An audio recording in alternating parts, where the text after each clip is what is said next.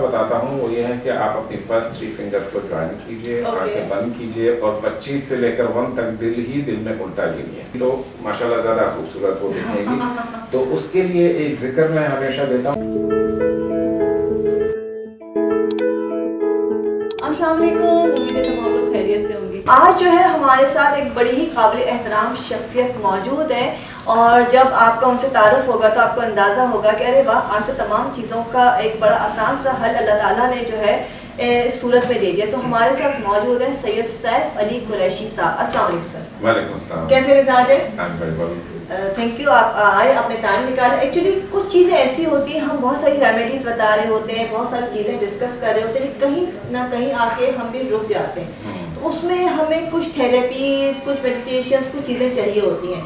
तो सबसे पहले तो मैं चाहूँगी कि आप बताइए कि आप जो है असल में आपकी स्पेशलिटी क्या है और आप किस तरह से लोगों की मदद करते हैं।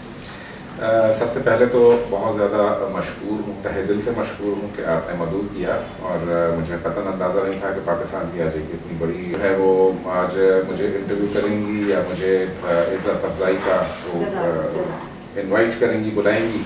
जहाँ तक सवाल है कि हम क्या करते हैं, देखिए हम सब लोग आलम वजूद में आने से पहले महज एक ख्याल थे। इस दुनिया में आप जो भी ईजाद देखते हैं, जो भी नामवर लोग देखते हैं, वो अपने ख्याल को लेकर और अपने एक तख़य्युलाती प्रोसेस को लेकर ही आगे बढ़े, कामयाबी की तरफ कदम ब कदम बढ़ते चले गए और दुनिया ने उनको पहचाना, दुनिया में उनका नाम हुआ, उनकी ईजादात का नाम हुआ।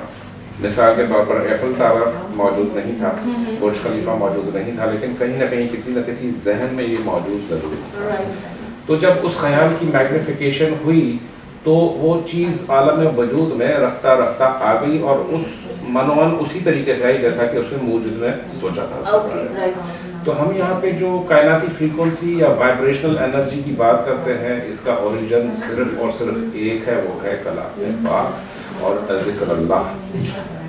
उसको साथ लेकर अगर हम ज़िंदगी में चलेंगे तो बाखुदा यकीन कीजिए कि कोई ज़िंदगी का मसला ऐसा नहीं है जिसको हम हल ना कर सके, क्योंकि चाहे वो एजलेसनेस हो, यानी कि इंसान की उम्र जो भी हो, वो अपनी पीक पे अपनी लाइफ को जिए, अपनी पीक पे सलाहियतों का इजहार करे। और कहते हैं कि दुनिया में ज़ाहिर है दूसरी ज़िंदगी तो मिलती नहीं है, ये मौका सिर्फ एक दफ़ा हमें मिला है। तो क्यों ना इसको भरपूर तरीके से एंजॉय किया जाए। टाइम एक लिनियर इक्वेशन में आगे बढ़ रहा है, यानी पीछे नहीं जा सकते हैं, आगे जा सकते हैं। तो आने वाले दिनों को हमें किस तरीके से अच्छा बनाना है और किन किन चीज़ों की मदद देनी है, अपने आप को निखारना कैसे है, ब्यूटिफिकेशन कैसे है, वो तो आपका एक्सपर्टीज़ है। हम तो बस छोटी मोटी ये चीज़ें बता हैं। सॉरी इंटरप्ट करिए, मुझे अब ये बताइए देखने वालों को, जैसे अब हम बता रहे होते हैं कि जी मेडिसिन आपको ये इस्तेमाल करनी है, आपको रेमेडीज़ ये इस्तेमाल करनी है या ट्रीटमेंट ये करवाना है, आप कौन सी फील्ड लेके उनके मसाइल को हल करते हैं? हम सबसे पहले तो देखते हैं कि ये इंसान को आखिर इतनी ज़्यादा मेडिकेशन की या उस चीज़ की ज़रूरत पड़ी तो पड़ी क्यों, अवामिल क्या हैं उसकी ज़िंदगी में। जैसे सबसे जो गहरा जो मामला है इस वक्त दुनिया में वो डिप्रेशन का है, एंजाइटी का है, जिसकी के इंसान को देखते साथ ही पता चल जाता है, उसके चेहरे पे पूरी फिल्म चल रही होती है, उसके हालात और वाक़यात। और वो बेचारा अगर वो मुसलसल उन्हीं की तकरार में रहता है, जहन के खलियों का एक निज़ाम अल्लाह पाक ने ऐसा बनाया है कि उसकी जो शिकस्त और रिख्त होती रहती है, यानी कि वो नए खलिए हर सेकंड में ट्रिलियंस ऑफ न्यू सेल्स बनते हैं हमारी बॉडी के अंदर और trillions of new die down कर रहे होते हैं। तो जो नए पैदा होने वाले खलिए वो वही हिस्ट्री या जेनेटिकल हिस्ट्री लेकर आगे बढ़ेंगे जो उनको बेस प्रोवाइड होगी।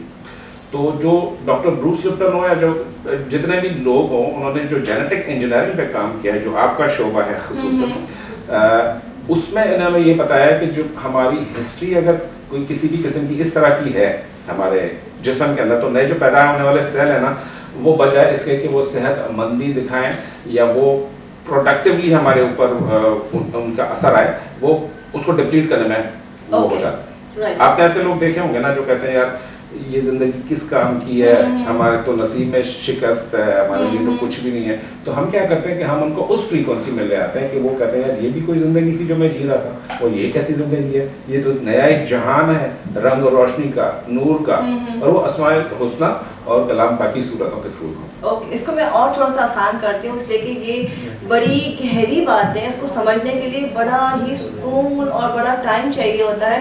और जो हमारे जो लोग हैं देखने वाले, मतलब हमेशा होता है कि टाइम बहुत शॉर्ट है या शॉर्ट कुछ मिल जाए, उनके लिए मैं आसान करती था कि आप सर उसका सोल्यूशन भी बताएंगे और आपको समझना भी आसान हो जाएगा। सर जैसे अब मिसाल के तौर पे जो सबसे कॉमन इशू है वो है रंग गोरा होना। रंग गोरा होने की अगर हम बात करते हैं, हम कितना ही समझा दें, हम कितना ही उनको अवेयर कर दें कि भाई इसके नुकसानात हैं, जो अल्लाह ने बनाया वो बेस्ट है, हम शुक्रगुजारी करें, लेकिन लोग नहीं मानते। वो कहीं ना कहीं होता है ऐसे कि सोसाइटी का एक प्रेशर है, हम कहते हैं चलो ठीक है।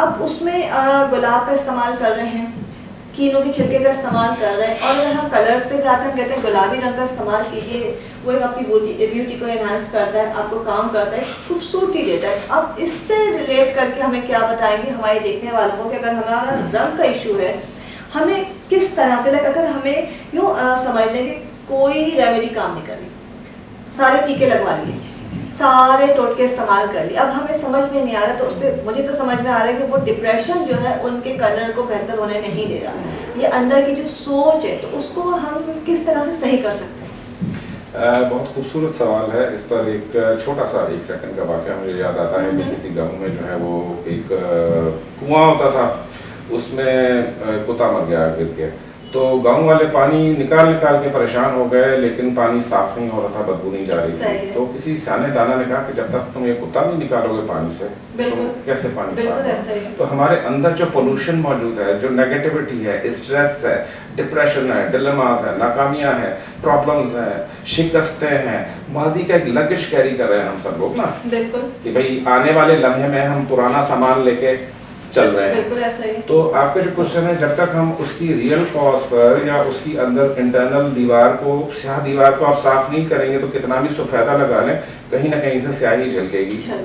तो उसको हमें करना होता है कि उसके रीजन के ऊपर पहुंच के और उसको मेडिटेशन के थ्रू और उसकी पास्ट लाइफ रिग्रेशन, जहाँ पर हिप्नोथेरेपी आ जाती है, जहाँ पर माइंड साइंसेस आ जाती है, मेडिटेशन आ जाती है, अस्कार आ जाते हैं, तो हम उसके थ्रू जब हम ये बेस साफ कर देते हैं ना, तो फिर आपके टीके, आपकी क्रीमें, आपका गुलाब, आपकी नारंगियाँ, ये सब लोग काम करना चाहिए। लेकिन सर यहाँ पे बात होती है मेडिटेशन की। अगर मैं भी कहूँ तो मुझे क्या कहती है, मेडिटेशन करनी चाहिए। एक वक्त तो मेडिटेशन बहुत इजी लगती थी, बट अब मुझे लगता है कि मेडिटेशन के लिए टाइम निकालना पड़ेगा। तो उसका अगर हम जो आज के दौर की ज़रूरत है, हम कहते हैं कोई शॉर्ट टर्म हमें सोल्यूशन चाहिए, तो वो क्या होगा? मेडिटेशन का कॉन्सेप्ट ये है कि हम जैसे आपसे बात कर रहे हैं, एक खास फ्रीक्वेंसी ऑफ माइंड में बात कर रहे हैं, यानी कि एक हम लेवल ऑफ माइंड, जिसको हम अल्फा लेवल कहते हैं, जब वो अचीव हमारी हो जाती है तो मेडिटेशन शुरू हो जाती है। चूँकि दौर बहुत तेज़ है आजकल, लोग आधा घंटा 1 घंटा बैठकर आंखें बंद करके गौतम बुद्ध नहीं बन सकते। हाँ, बिल्कुल। तो उसके लिए सबसे आसान जो मैं मुद्रा या तरीका बताता हूँ वो ये है कि आप अपनी फर्स्ट 3 फिंगर्स को ज्वाइन कीजिए, आंखें बंद कीजिए और 25 से लेकर 1 तक दिल में उल्टा गिनिए। ठीक है, 25 to 1 रिवर्स काउंटिंग आपकी होगी। ये तीनों फिंगर्स ज्वाइन है तो अल्फा ट्रिगर हमारा माइंड में एकदम एक्टिव हो गया, जो कि हमें आधे घंटे की मेडिटेशन से मिलेगा। वो मैं आपको 3 से 4 मिनट में वो रिजल्ट्स देता हूं। Okay, great. किसी भी वक्त किया जा सकता है। तो इससे जो है हमारा एक मेडिटेशन का जो एक स्टेप है वो कंप्लीट हो जाता है। हाँ, लेकिन ये प्रोसेस है पूरा। क्यों आपने ठीक है 25 to 1 काउंट कर लिया, मुद्रा बना लिया, आंखें बंद करके बैठ गए, लेकिन how to visualise that particular thing, कि आप खुद को विजुअलाइज कर क्या रहे हो, मकसद क्या है मेडिटेशन का। ओके, वो आपके जहन में होना चाहिए। किसी का कोर्ट केस होता है, किसी का कोई और मसला होता है, लेकिन आपसे रिलेटेड तो प्रोग्राम से ब्यूटिफिकेशन। मतलब पहला सवाल मेरे पास आता है कि खूबसूरती, तो वही मेरे जहन में चलता रहता है कि पहला तरीका, हम उसके लाखों शो कर लिए हो, लेकिन पहला सवाल होता है रंग कैसे गोरा होगा। तो अगर हम ब्राइटनिंग की बात करते हैं, तो जैसे अब आपने कहा कि अगर उसके लिए हम ये अपना मेडिटेशन करते हैं, उसके अलावा कोई ऐसी चीज़ है, कोई चीज़, मतलब कोई स्टोन पहनने का या कोई और चीज़ या कोई अल्लाह का नाम पढ़ने का, कोई ऐसी चीज़ जो हमें उसका रिजल्ट दे, या हम जो भी चीज़ इस्तेमाल करें उसके साथ हमें रिजल्ट दे? पहले तो जो हमारा कॉन्सेप्ट है ना गोरे रंग का, अगर आप वेस्ट में चले जाओ तो जो गोरे हैं वो कहते हैं यार हमें तो आप लोगों का कलर अच्छा लगता है, ऐसा ही है। और हम कहते हैं हमें आपका कलर अच्छा लगता है। बिल्कुल it depends what we look good into. लेकिन खवातीन का क्योंकि ये है आजकल के उसमें कि गोरी दिखेंगी तो माशाल्लाह ज़्यादा खूबसूरत वो दिखेंगी, तो उसके लिए एक जिक्र मैं हमेशा देता हूँ, या खालिक हो या मुसव्विर हो या जमील हो, ये हर नमाज के बाद एक तस्बीह पढ़ ली जाए, यानी 101 दफ़ा दोनों हाथों पर आपने फूंक मारी और वो अपने चेहरे पर अच्छे तरीके से मसाज करना है। ओके। उसके बाद आपके लिए जो सबसे इम्पोर्टेंट चीज़ है वो है पिंक कलर की मेडिटेशन है, पिंक थेरेपी है। तो मतलब यही मुद्रा बना के हम यही मुद्रा बना के right. और आपने कोई पिंक कलर का कपड़ा अपनी गोद में बिछा लेना है, जो कि आप समझ या पिंक कलर का कार्ड रख लीजिए, सही है, या कोई भी गुलाबी रंग रख लीजिए जो गुलाब से मुशाबा। तो उसमें से आपने क्या करना है, सांस लेनी है, वो ब्रीथिंग हम करवाते हैं। ओके, और कितनी देर करनी है?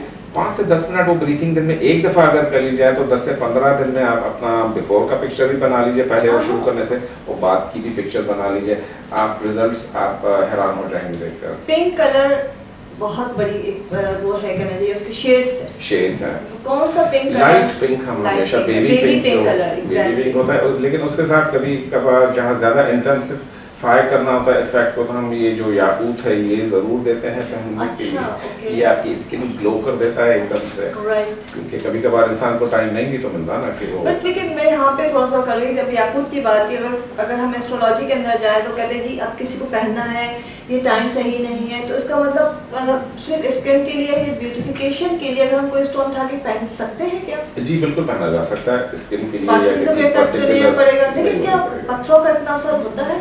पत्थर दीगर जिस तरह अल्लाह की तख्लीकात हैं, अल्लाह पाक की जलालहू की, जैसे सब्जियां हैं तो बहुत सारी सब्जियां मिलेंगी ना, करेले से लेकर पता नहीं कौन सी सब्जियां, फलों में भी यही है। हर नूर में अल्लाह ने बहुतात रखी है, अबंडेंस रखी है, वैरायटी रखी है। क्या पता आपको फिरोजा सूट करता हो, क्या पता उसको हकीक सूट करता हो। तो अलबत्ता मेडिकेशन पर्पस के लिए आप कोई भी पत्थर पहन सकते हैं, न्यूट्रल करके, उसका न्यूट्रल करने का तरीका होता है। पत्थर ऐसे नहीं पहनना चाहिए, पत्थर में एक चार्ज फ्रीक्वेंसी होती है, तो वो चार्ज फ्रीक्वेंसी हम गेज कर सकते हाथ रख के कि इसमें जान कितनी है पत्थर के अंदर, वेदर ये जिंदा भी है या मुर्दा है, तो फिर वो दिया जाता है। तो फिर पूरी डिटेल, मतलब जैसे हम डॉक्टर के पास जाते हैं, अपनी स्किन चेक करवाते हैं, अगर ऐसा कोई इशू होता है तो लाजमी आपने जो भी उनके एक्सपर्ट्स होते हैं उनसे आके चेक करवाना होगा, देन उसके बाद आप उसको इस्तेमाल कर सकते हैं। लेकिन जो है हम इसका जो मेडिटेशन कर सकते हैं और पिंक कलर का जो है थेरेपी कर सकते हैं। पिंक कलर से याद आया कि हम जब पढ़ते थे तो पिंक कलर के साथ एक चीज़ और जुड़ी हुई थी, और ख़वातीन का बड़ा कॉमन इशू है कि शोहर बहुत गुस्सा करता है, या हर वक्त घर में गुस्से में रहता है, या घर सास को बहुत गुस्सा आता है, तो हम कहते हैं कि भाई पिंक कलर पहन लें या पिंक कलर सराउंडिंग्स में लगा लें तो गुस्से को कम करता है। तो अगर इस तरह, जैसे कि ये इस तरह के मसाइल का शिकार बच्चियाँ रहती हैं अक्सर, तो कि या तो शोहर का मूड सही नहीं हो रहा है कि वो वहाँ से थका के जितना भी स्ट्रेस होगा बेगम पे निकाल देंगे, बच्चों पे निकाल देंगे, या सास जो है वो बहुत गुस्सीली रहती है, तो उसके लिए अगर हम पिंक कलर यूज़ करना चाहें गुस्से को ख़त्म करने के लिए और घर के माहौल को खुशगवार करने के लिए, वो क्या तरीक़ेकार है? अपनी सराउंडिंग्स में आपने कहीं ना कहीं पिंक कलर को इंड्यूस करना ही करना पड़ेगा इसके लिए, क्योंकि पिंक कलर मोहब्बत का कलर है, ठंडा कलर है। पिंक के साथ अगर आप लाइट येलो यूज करते हैं या लाइट ग्रीन, जो सटल कलर्स हैं, जो धीमे कलर्स हैं, ये पिंक को और ग्लोरीफाई करते हैं, लेकिन प्रिंसिपल जो शेड रहेगा वो पिंक का ही रहेगा। और इसमें आप चाहें तो पिंक कलर का पानी पीने को दे सकती हैं, जो आपके माशाल्लाह पूरे दुनिया में जो आपके इतने क्लाइंट्स और माशाल्लाह वो है फॉलोअर्स हैं, तो वो सोलर एनर्जी से चार्ज होता है पिंक कलर का पानी, और उसको बनाने का तरीका बड़ा ही आसान है। रोजाना 2 आउंस वो पानी पी लिया जाए तो नेगेटिविटी ऑरा के अंदर हमें एब्जॉर्प्शन चाहिए होती है। ऑरा का कॉन्सेप्ट भी बताऊंगा अगर दामन वक्त में गुंजाइश मौजूद करेंगे हम। लेकिन यहाँ पे मैं थोड़ा सा चाहूँगी उसको पूछना कि 2 आउंस पानी आपने कहा पीने का, उसका कोई टाइम होना चाहिए या?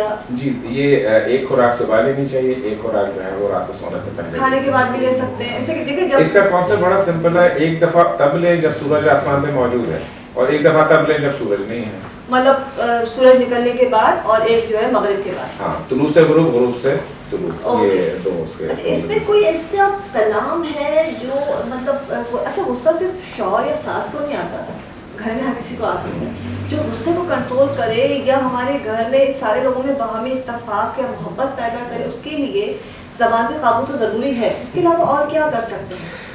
जितनी देखिए हम डाइट खाते हैं ना, इसका डायरेक्ट ताल्लुक उसके साथ है। आजकल जो हार्मोन्स वाली चिकन हम लोग खा रहे थे, chicken biryani, chicken burger, chicken जो है वो चिकन आप छोड़ दें 10-15 दिन घर में पकाना, देखें लोगों के मिजाज कैसे दुरुस्त होना शुरू हो जाते हैं। पॉइंट नोट कीजिए, ये चिकन जो लोग ये शक्ल देखते हैं कि मुर्गी खाना छोड़ दें, अब बात वही आ गई कि मुर्गी छोड़ दें, मैं कहती हूँ देसी पे आ जाओ, देसी पे आ जाओ। तो अगर आप घर में भी सुकून चाहते हैं तो उसके लिए भी आपको ये चिकन को अवॉइड करना पड़ेगा। अच्छा, अब चिकन से जुड़ी हुई एक चीज़ बहुत कॉमन है, मुझे आपने चिकन की बात की तो याद किया, हमारा बढ़ता हुआ वजन।